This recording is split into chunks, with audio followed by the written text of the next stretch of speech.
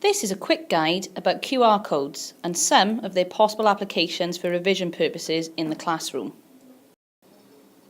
So what are they? QR codes are simple tools to allow anyone with a smartphone or tablet to quickly access different resources. To access them, you will need to have access to the internet via the school's public Wi-Fi or a 3G or 4G signal. Also, you need to download a free QR reader or scanner onto your device before attempting to use a QR code. This can take a matter of seconds. What information can be stored in QR codes? You could use QR codes for small amounts of text, like quotations, questions or equations. These codes could then be made into a challenge board for your classroom. See the video on challenge boards for more information. Secondly, you can have a different website address linked to different codes. This is great if you're facilitating peer training of different aspects of a certain topic, and it also allows for under-the-radar differentiation, as only the person holding each device can see which website they have been directed to. Some may ask, why not just give them the web addresses? Well, you can do that if you want them to go to a site with a really short URL address like google.com, but some addresses are 30 to 40 characters long, so QR codes save time for you and the pupils as it brings up the exact page you want in just seconds. Also, lots of educational videos can be found on sites like YouTube, but it can take time to locate the exact one you're looking for.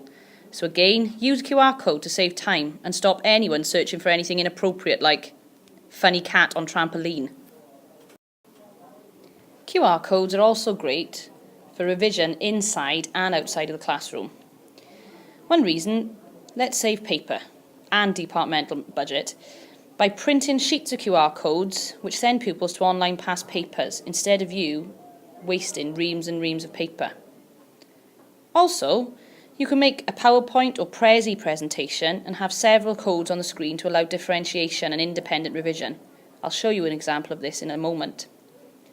Something else that you can do is create videos of you modelling answers and tweet them or email them to the students. That way they can access help and guidance whenever they want. You could also use other websites like Quizlet and create codes to send pupils to differentiated online flashcards to help them revise terminology, maybe even while they're on the bus.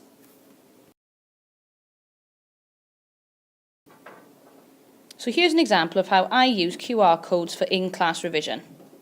As you can see, the topic is of mice and men. Everybody in year 10 and 11 has this exam. So what I've done is I've created QR codes for each character, and with each code the pupil is transported to an online resource detailing notes about the character. We've also got a video about context, and context in this exam is really, really important.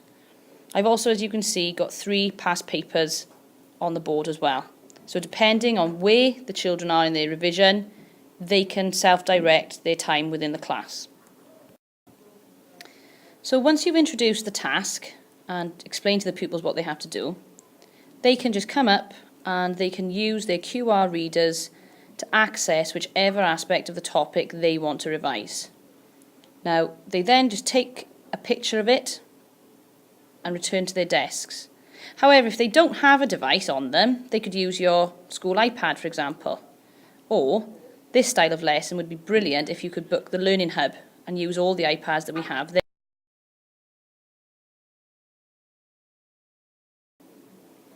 So that's it. I hope it's answered some of your questions.